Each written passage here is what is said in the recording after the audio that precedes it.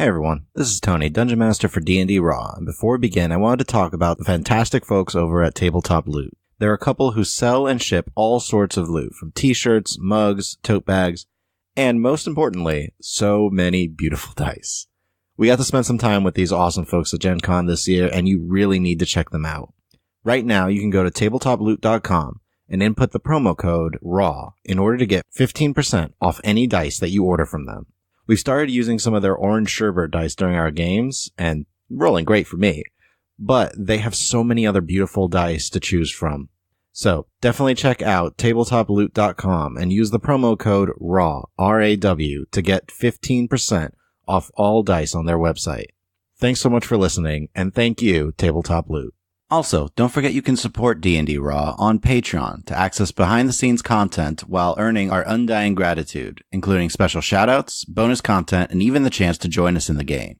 We even recently updated all of our tier rewards, so absolutely you need to come check us out at patreon.com/DNDRaw. We would be thrilled if you support us on Patreon. Anyway, on to episode 7 of Serviceable Plots. Documentation for the win. With me today are the following players. Hi, I'm Bethany, and I'll be playing Belinda Walsingham, the half-elf awakened mystic. Hi, I'm Adam, and I will be playing Akiva Khonshu, the Shadar Kai Hexblade Warlock. Hi, I'm Mike, and I'll be playing Scriv Waitecliff, the human mastermind rogue. Hi, I'm Giuseppe, and I'll be playing Valen Blackwater, an Azamar monk paladin.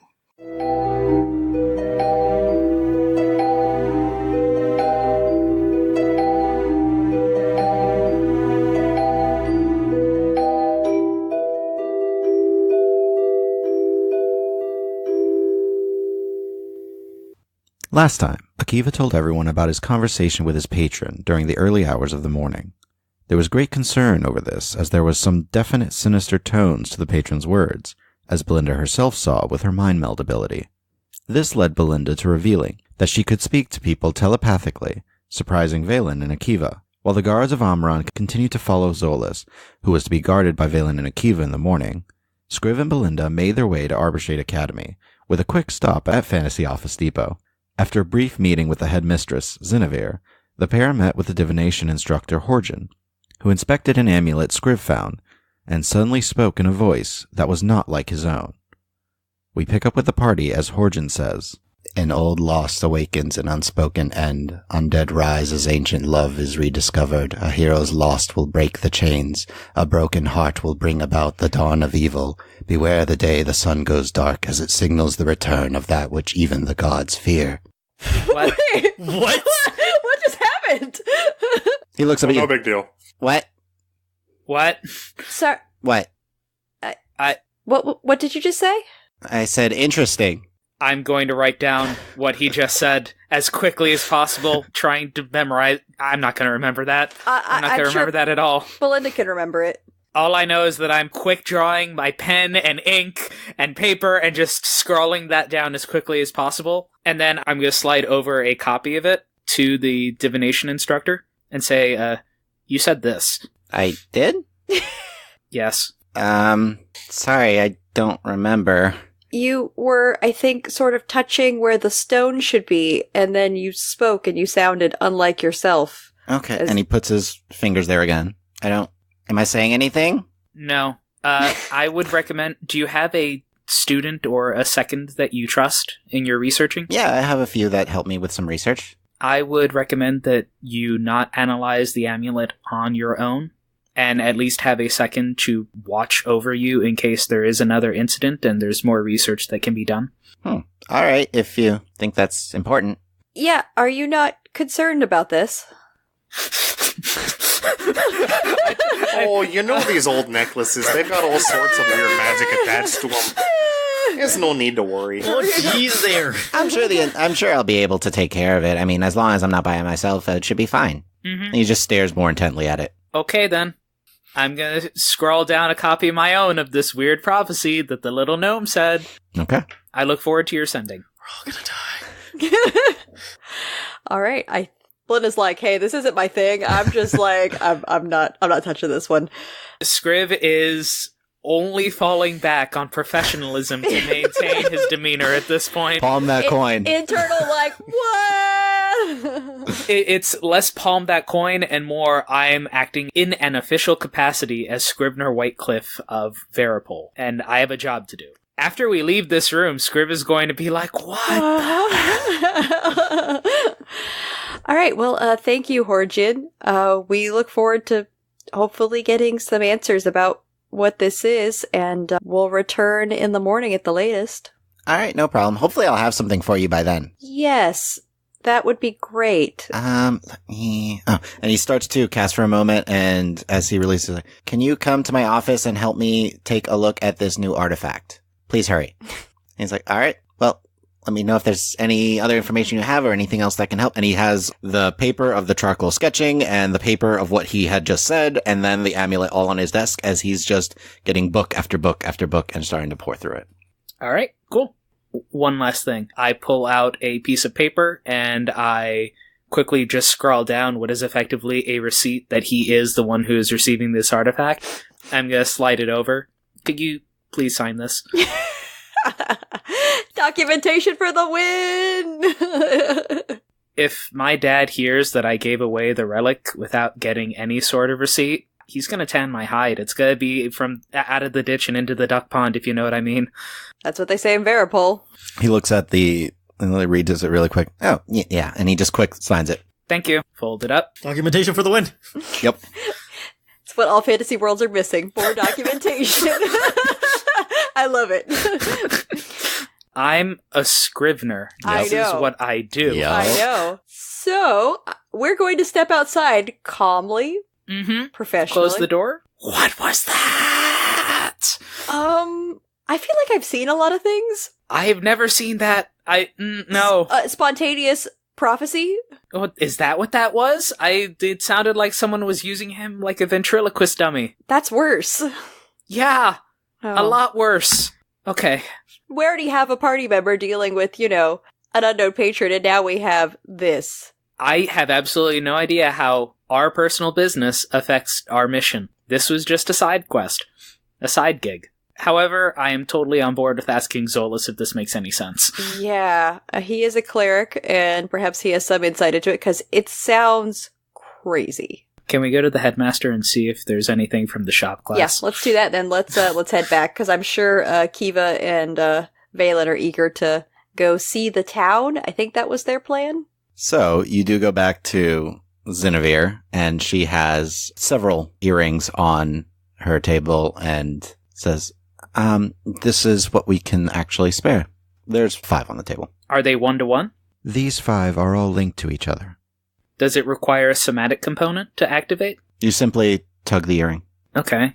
How much is the Academy willing to charge for these? These? You can have them. Wow. Thank you.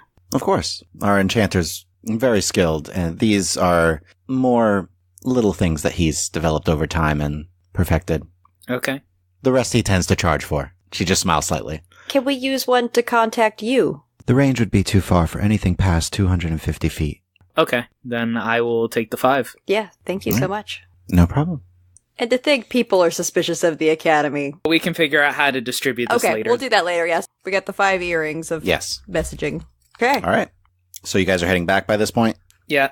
I think so. Gotta get our shift in. Okay. We were successful? Question mark. So you guys make your way back to the Thistledown Inn and relieve Akiva and Valen of watching over Zolas, who has pretty much just been in his room this whole time. Overall, Sounds about Valen, Akiva, what were you guys doing during these few hours they were out? Low key, probably just hanging out, playing cards. Yeah, trying to take my mind off of imminent doom. Were you practicing Cataclysm? We don't have a game set. Scriv keeps it on him. I keep a deck of cards. Usually they're for tricks, but I keep a deck of cards. So you have cards, yes. Cataclysm or tiles. I'm glad we've established that now apparently Scriv keeps the equivalent of like a travel chess set on him at all times. I did not know that. They're tiles. We all just assumed. Okay. Okay, so Akiva and Valen are just passing the time talking and playing cards. So eventually, Belinda and Scriv do return to relieve you guys, and you go out, and Valen, you show him around the town. First, you would probably just initially pass by the academy to take a look at it, but it tends to be really busy. And if you wanted to see any of the masters, you know that you would need appointments to do so, or at least to have them be aware of it. We're spying on Belinda and Scriv. Well, they're already back at the end. Yeah, we had to replace you. We're relieving you from guard duty. You would then show him the market, which would be massively busy at this time. So we will say, yes, you just showed him around whatever sites and even passed briefly by the docks just so he could see the ocean. But yeah, it did smell a bit. You were right about the smell. Yeah, it's a good view, but you can go elsewhere. Yeah, but I mean, the ocean's really pretty. Yeah, it is that. So after a few hours for you guys as you approach the city, the sun is starting to set. And it is getting to be dinner time, and Belinda, Scriv, as you guys were taking your watch, Akiva and Valen return, and Akiva seems to have a handful of things. Guys, look at all the things! So. Okay, so guys, I found this, and I show you the super violent propaganda comic book. There was this guy that was preaching on the street, right? Man, he was saying some really crazy things, but oh, look at this thing! And I start flipping through it, and you'll see, I'm guessing, just straight murder and torture, but man, he was really convincing with how he was like, oh, the socialism! Wow, and it's all hand-drawn, too. Yeah, he had 3 dozen. It must have been painstaking. Yeah, I asked him if he had like a team behind him. He's like, no, I'm trying to spread the word here. All of this is my ideas, but I'm trying to get a collective of people following me. He simultaneously has a problem with the Vermeer expansion, and yet also wants to go form a commune. Yeah. But not a socialistic one, because again, in his mind, that way lies madness. I would like to criticize this man's publication based on his calligraphy. The lettering is atrocious. What else did you get, Akiva? Okay, so we were passing by this shop, right? Mm-hmm. And there's a sales guy out front. He's like, we have trinkets from all around the world, from just tiny little experiments made by the Academy to traveling salesmen I've picked up everywhere. So I went and looked at his shop, and he had this mask, right? Okay. And I was like, oh, more masks. Like, I could either use it, or Valen, you could use it. We like using masks. It's really just kind of like a porcelain mask that just is blank. There's not much to it. I put it on. Check this out. Just put it on. Okay, so I take off my mask, and I put it on. Look at this! And you just see my face. It looks like him. What? Do his lips move? It's not moving. It just looks like his face. Look at this! It's so weird! Can I touch it? Yeah. I'm not asking. I'm just gonna go up, I'm gonna poke his face. Yeah. You feel the mask. So it still feels like the mask. Yes. I'm imagining it's some sort of illusion. I'm gonna pull out just a little bit of ink, and I'm gonna dab it on the side of the face mask. There is now ink on his face. I was so worried you were gonna say that. Okay, yeah. No, and then, Akiva, can you take the mask off, please? Sure thing. I'll take it off. He has no ink on his face. You see it's still, on this plain-looking mask, though. Okay. Oh, so if you put the mask on again... It looks like him. With some ink on his face. With some ink on his face. But it's got ink on the mask now. It's a plain porcelain mask. I take some cloth and I wipe it off. And it's off now. Okay. Okay, so it didn't transfer to his actual face. No, it did not. That would be mind-blowing. That's why I was double-checking. Just, Okay. And then the next thing. Yeah, so I found this loot. Look how tiny it is. Wow. So, I can't play it, but I was thinking I could teach Lazarus how to play it. I did take a toothpick to it. It's slightly out of tune, but there's little tuning knobs. I don't know how it was made because it's so tiny. The precision here, I'm wondering if it was shrunk magically or it cost 2 silver. It's amazing to me. Yeah. Wow. I guess we'll see if Lazarus can play it at some point. I'm gonna teach him how to play it. It's gonna be fantastic. By the way, are you guys having all this conversation in one of your rooms?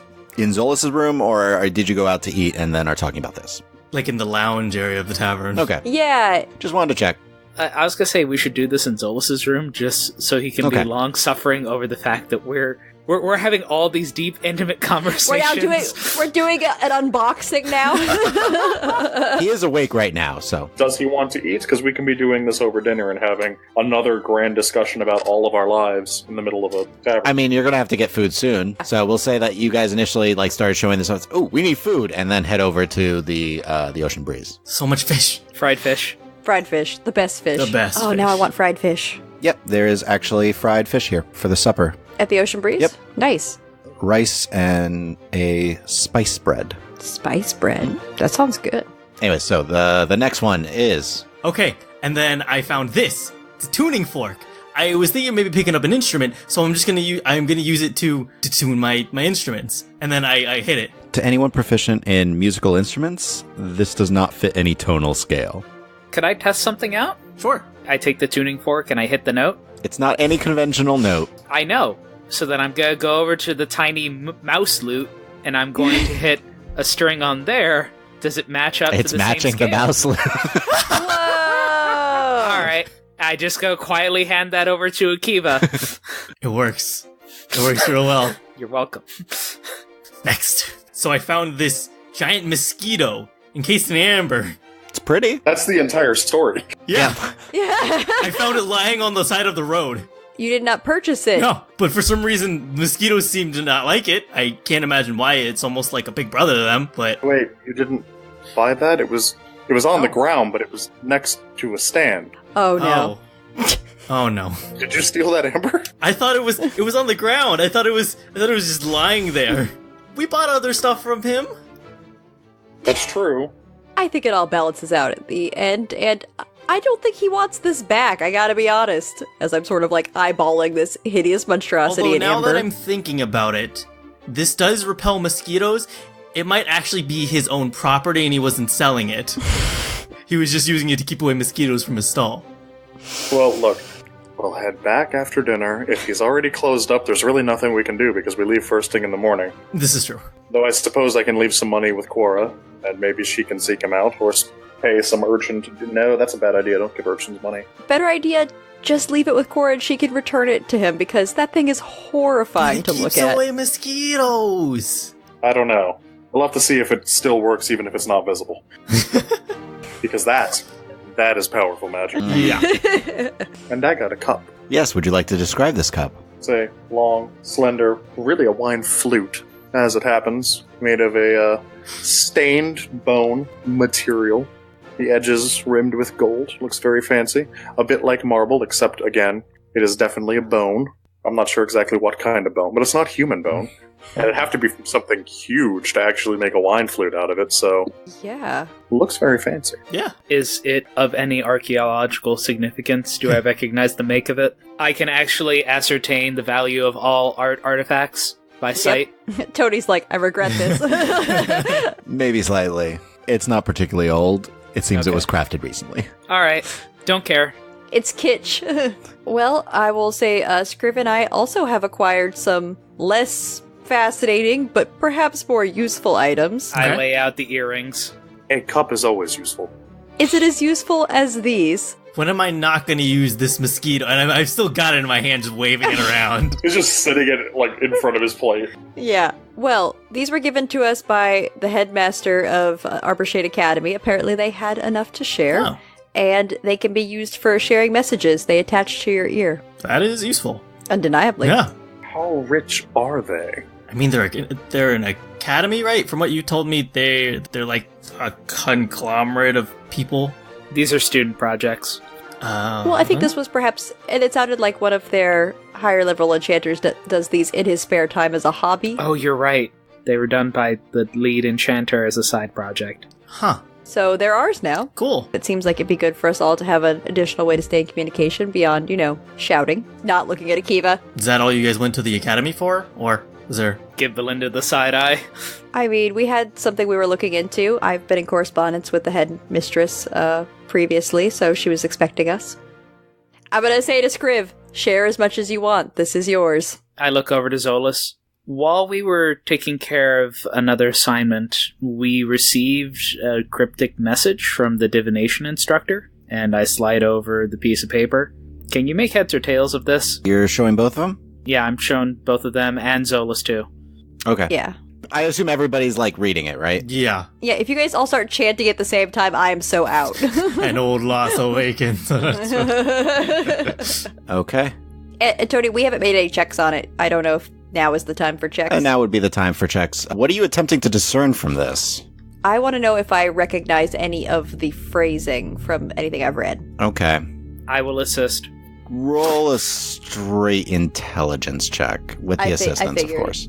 Could I make any sort of history or religion check to see if I recognize anything being mentioned by Neslim in the past about anything regarding this? Hold on, I'll give you a hint on that one. The sun going dark part. You have definitely heard Valen mumbling or maybe crying about, and Valen just gets up and walks away. Oh. We'll resolve the checks in a minute as you guys are all studying this, but intelligence checks from Belinda? It's a total of 20. Okay. 19. Okay. Hey. So, based off of that, the only thing you can think about, just in terms of the wording, is Archon. The chaotic, evil, chained god that formed the abyss and demons. Right. Now I get where Valen's coming from. Beyond that, you're not sure what any of the rest could mean, but the breaking of chains, the dawn of evil, Archon is the deity of chaotic evil. That could be what it means. This is based off of just what you think it might mean. Do I have any recognition of any of this phrasing or I guess sort of the style of the rhetoric? Does it resemble something I've seen before? No. Okay. Okay, so Valen, after reading all this, just got up and walked away, right? Yes. Out of character, from what Akiva knows, his deity is the one that basically chained this one up, right? Valen's deity is... Literally the chain. Yes. Yeah. Yes. She is the chains. I'm gonna share with Scriv telepathically what I learned. Archon, ancient evil. This is your interpretation based off of the word. Yeah. Yes. Yeah, The way that's what I'm it gathering. sounds, I'm sorry, Valen left. I think what it means, his deity is, if this is coming out the way we're thinking it is, his deity is literally the one chaining Archon. So if this is breaking the chains, something might have happened to his deity. Well, it sounds like this hasn't happened yet. It's all in the future tense. It sounds like a prophecy rather than something that has occurred, but we don't know. Yeah. But at the same time, we don't know that this is reliable. Should we go talk to him, or is... Let me talk to him and see if he's okay. So I'll get up and go check on Valen. Akiva? All right. Yeah, As you're going out the door, can you ask him one question for me? sure. Ask who else worships his deity. Okay, I will do that.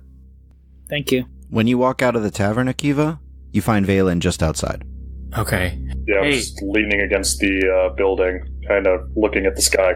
so at least we have some semblance of what's going on, maybe? I don't know about that. I just... Reading that, you know how it is. When I start reliving the dreams, they just intrude on everything. And there's that bit about the chains, and I was hearing chains loudly just snapping, and it... Yeah, I know. But we don't know that that's, one, even going to come true, or two, it's even somewhat of a reliable prophecy or anything like that.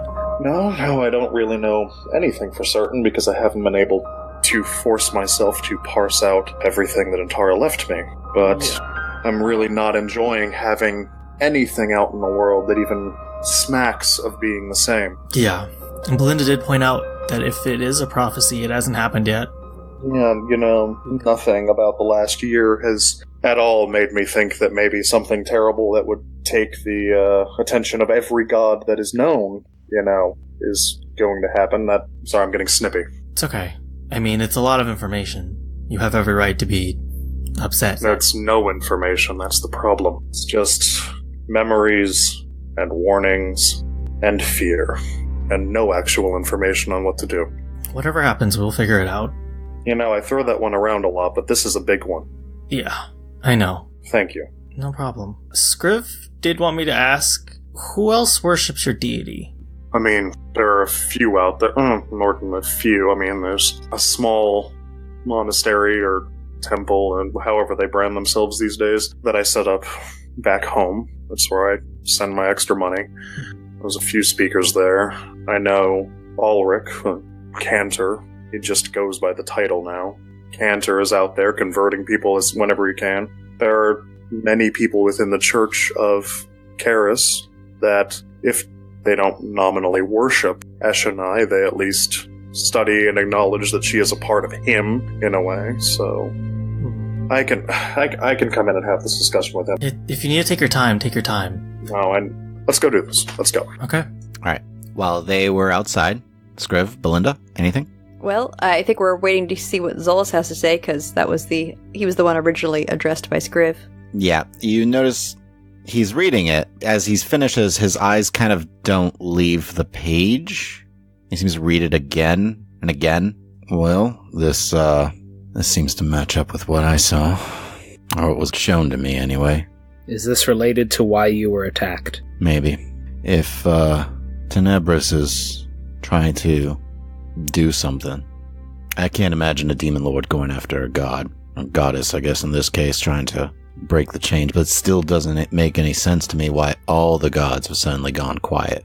But Zolas, you know more than you've shared. Do you know or suspect who this hero is? No. I wish I could say I did, but I don't. I just look over at Belinda. I have an idea, but I need to know. Look back at the door. I need to know the answer to that question. While we're waiting, though, Zolas, does this phrase sound familiar in any of the teachings that you've read? This dawn of evil. There are a bunch of different discussions about it, and there are evil gods, but there's never one dawn of evil. I don't understand what that could mean. Sorry, my memory's not as good right now either. I'm still fairly worn out, but... This bit's also something that's concerning, the return of that which even the gods fear. It means that there was something that existed, that the gods were able to push away, and that it's coming back. That's my concern as well. I have no idea what the gods themselves would fear, what it could be. What are the odds that they abandoned us to save their own skin? I can't believe that. Not from Vimera. Not from most of them. So it sounds like you're taking this seriously. Very. By about this point, Akiva and Valen are coming inside. Akiva? He's gonna be okay. I'll let him answer. I apologize. I needed a moment. It's just brings back a lot of what was thrust upon me the night Antara left. Very, very physically. So, Scriv asked about followers? Yeah. What do you need to know specifically? Who are the highest ranking members of your order? Oof. I mean, we don't necessarily have a strict hierarchy yet. It's not like we're a fully recognized representative of, the Pantheon, as it were. We don't have people in the capital of the Temple in Orenthal. Valen, you misunderstand. Who does your goddess care the most about? Whose death, if it were to ever happen, would utterly break her heart and her focus, being a small order like you are? I've got nothing. I think you might have the wrong idea about my goddess. The thing that would break her heart the most, person dying that would affect her deepest, would be Archon, because then she would have no more killing to do. She's not exactly a warm-hearted sort of being. Well, that I can understand. I mean, Adar's not known for being a warm, fuzzy deity. I would say the ones closest to her in any meaningful way, at least on this plane or that were on this plane, would obviously be Antara. I don't know that she has many, if any, other Celestials. Antara is the only one that ever escaped the Abyss. And then there would be a half-elf that bound himself to Antara, goes by the name of Cantor, and then there would be me. I'm her only Azamar. Just the simple truth of it. She doesn't have much spread here. It's hard to get out. The idea that I had was that if there is one individual that could be pinpointed as the focus of all her energies, that loss would lead to this line here, the breaking of chains, and the broken heart would bring about whatever this dawn of evil is. But if there's nothing like that, then, well, I don't know what else would break these chains. I mean, this right here is clearly like mention of an eclipse with this, the day the sun goes dark. I think we can't fully parse this with the information we have. I mean, that's usually the intention of a prophecy, is to obscure rather to inform, and even to mislead. Well, then, I kind of fold up the piece of paper and put it in my pocket. Where did you get this? Divination teacher over at the academy. What was he divining? It was like a spontaneous prophecy. It was unexpected, and he was unaware of it happening. It was unsettling, to say the least, and he was remarkably unconcerned. Because he had no recollection of it? I mean, I admit to having limited experience with prophets. The only prophet I actually know is me, and that's definitely not my experience. It was almost like a possession, I think, Scriv, from your perspective.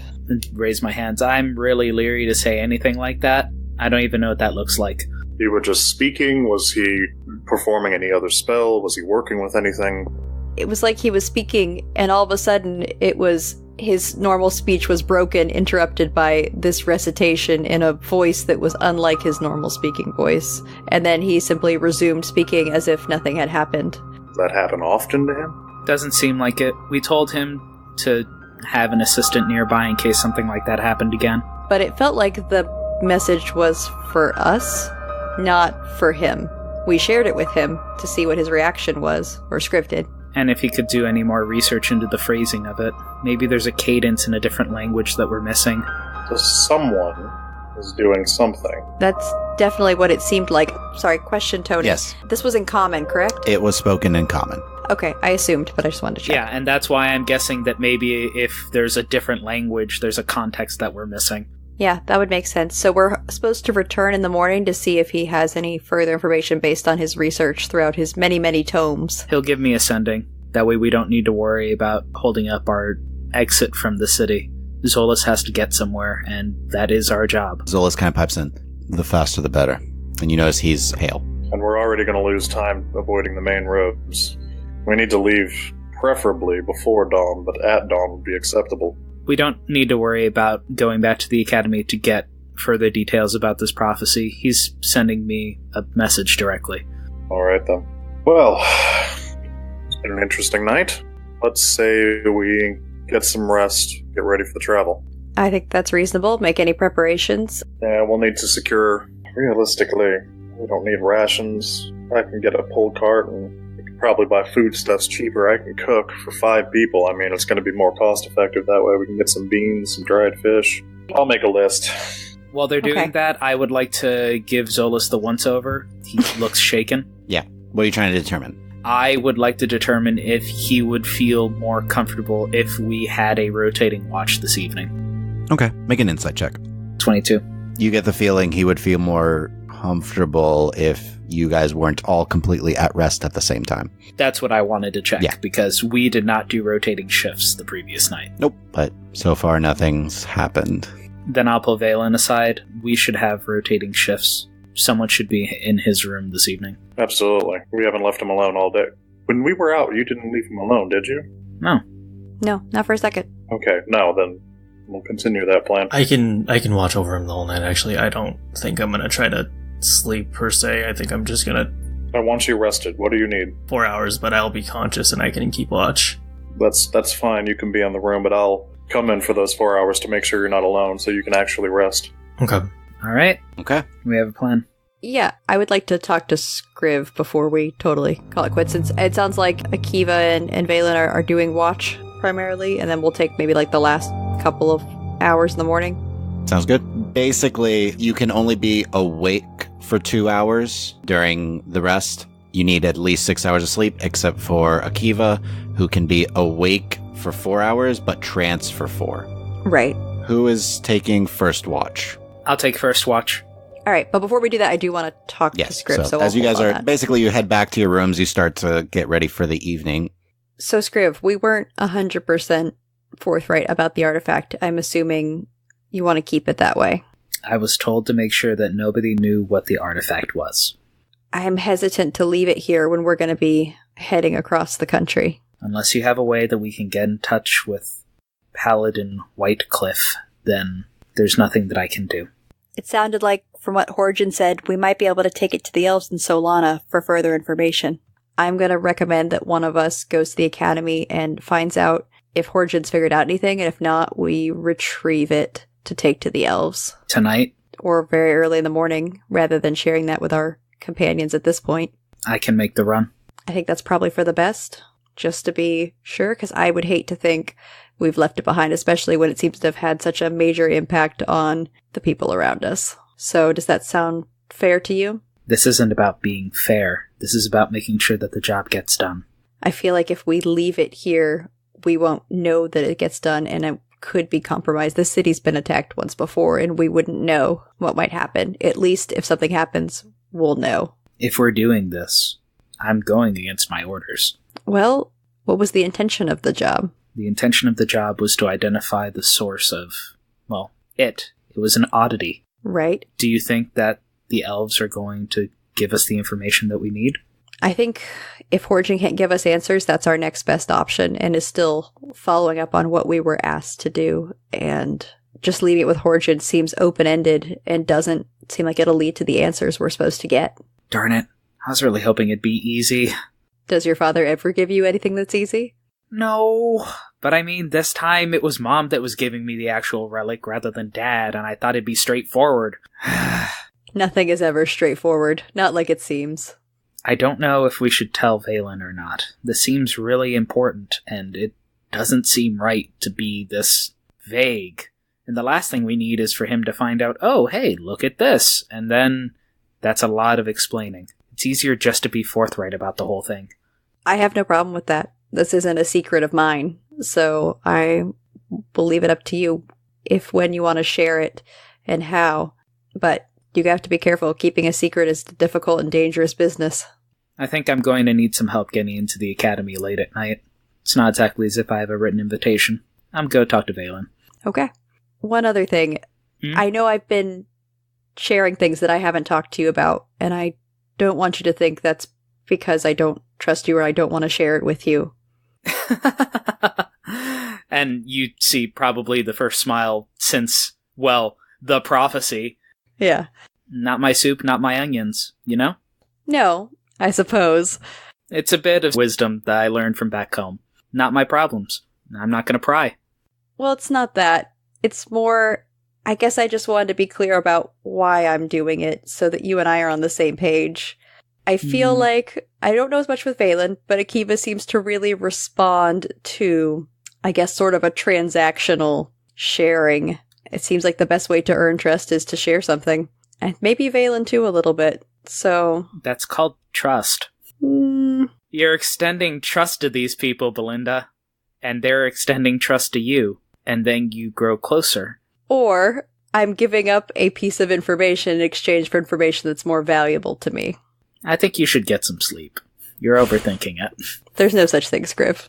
Fair enough. All right. Well, if you're going to go talk to Valen, I think I'm going to go take first watch. Okay. We can fast track this a little bit, but what did you want to talk to Valen about specifically? I wanted to invite him along to a midnight raid to the Magical Academy inside the city. Valen, do you want to go? If he explains why it's in any way. Yeah. Well, yes, that was the hope, the intent. And that's absolutely, I'm chill with that. Are you intending to sneak in? I wanted to try and talk our way in, and you're much better at talking than I am. And I'll need to change. Yeah, Belinda was not proposing to break into the academy. Please do not. You will get vaporized. Well, let's go over the list. 1, it is a magical academy with a number of defenses that we saw on the way in. 2, we would be breaking into the divination office. Yes. Who, of all the people, would see this coming. However, I would also like to point out that you and I are probably the most agile people in our group, so if we did need to run and break in and run away... Please don't break in. We would be the fastest and best people to do it. And divination isn't an automatic, I detect the future thing. Would I have had a chance to warn Scriv about what I would know about the inherent defenses of the academy? Shoot, okay. So, you and Scriv head to the academy. I change, comb my hair. Oh, wow. I can't go looking all scruffy with my hair up in a messy bun. So, Scriv, when you arrive, you recognize the half-elf abjuration master, Alinus Serpenthelm. Still, again, very put together. But as you come up, she doesn't so much look at you. She does stare right at Valen, though. Hi. Down here. Yes. Hello. Quick glance. Hi. Oh, hello. Yes. It's a pleasure to meet you. Hi. We needed to speak with the divination instructor. We came earlier today to ask him about something, and things have changed, and I was hoping I could get a few moments with him. She looks at you for a moment. Grabs her earring. Horgen, you have a name? Oh, me? No, yours in a minute. You're? Scrivener, Whitecliff. Horgen, Scrivener, Whitecliff is here to see you. Alright. Do you know where you're going? Yes. Okay. And she looks up at you, Valen. Are you going with him, or are you just hanging out here? I had intended to, but if you have need of me, I can always catch up. You can show me the way. Oof.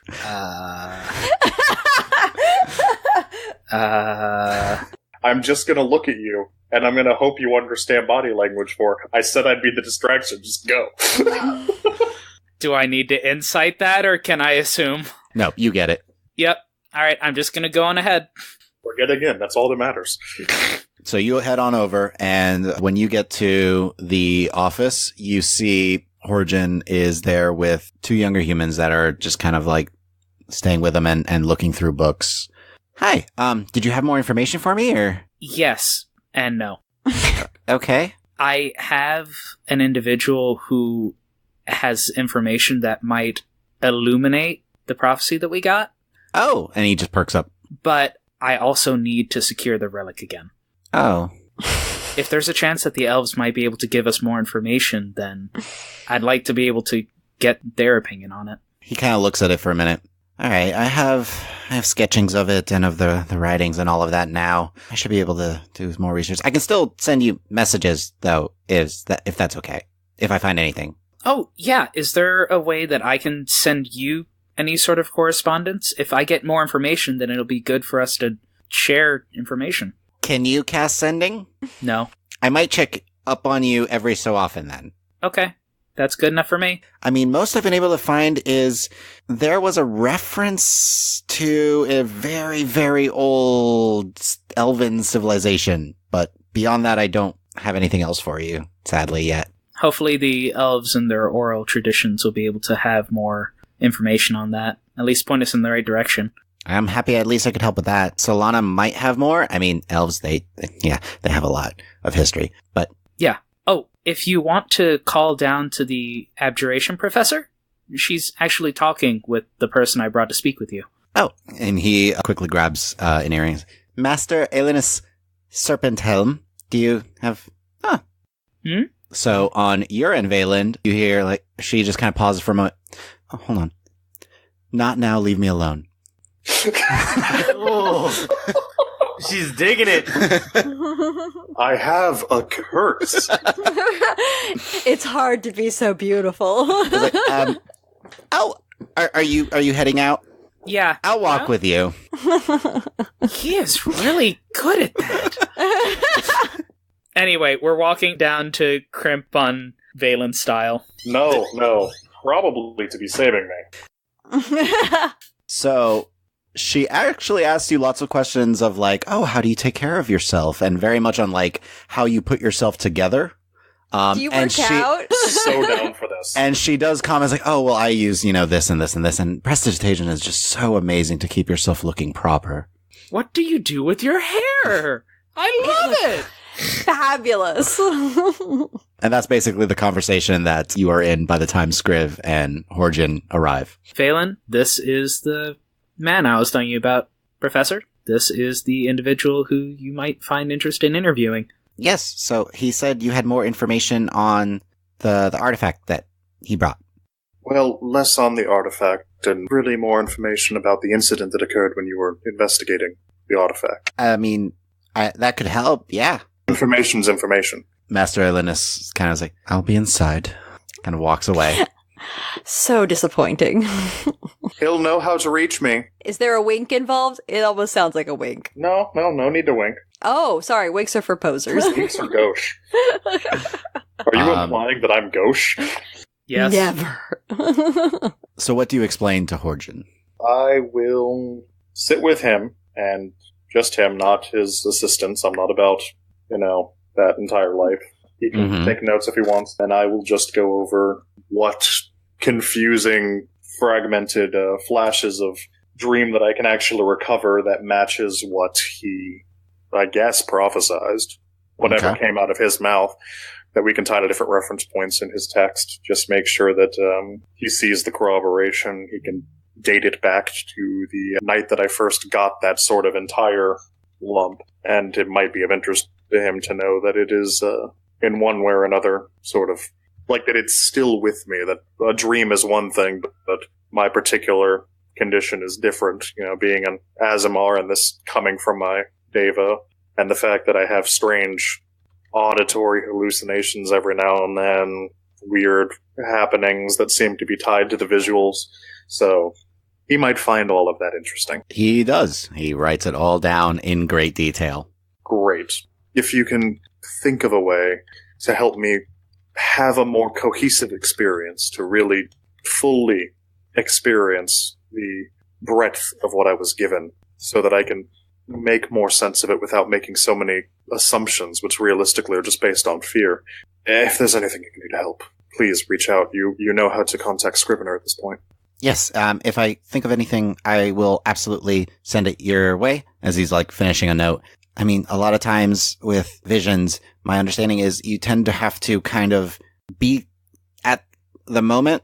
I don't know, that's not worded well, but when you have a convoluted vision, a lot of times the event itself will reveal itself to you right before you need it to happen. Or it might slowly build together as other things remind you of the vision. Well, given the nature of what all of this seems to be discussing, I would hope that we can find a way to put it together sooner rather than at the last moment.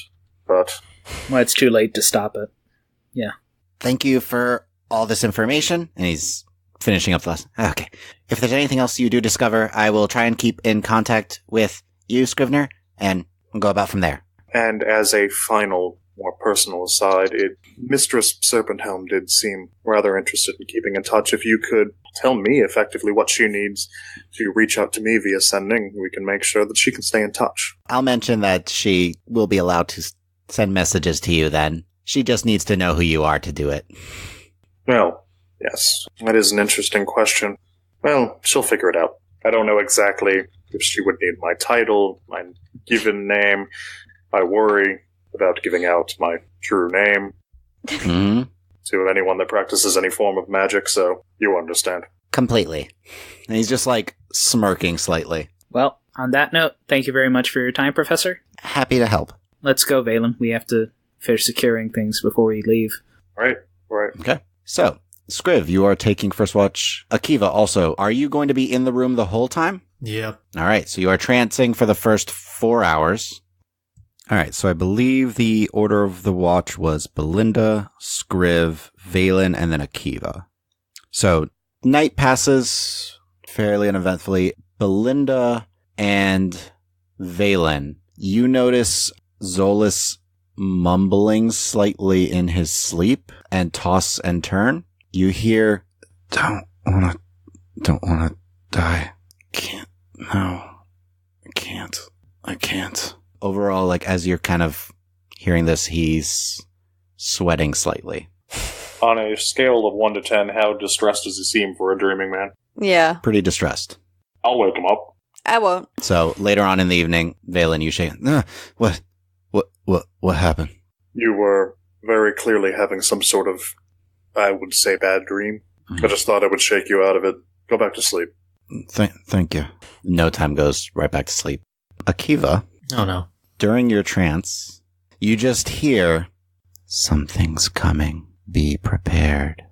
Great. And that is where we're going to leave this episode for today. Thank you all for listening. Please share this with your friends and follow us on Twitter at Rules As Written, or you can check out our website at dndraw.com. Feel free to email any questions to our Dungeon Master at dm@dndraw.com. Also subscribe and leave us a comment or review anywhere podcasts are found. You can check out our Patreon at patreon.com/dndraw. Thanks for joining us.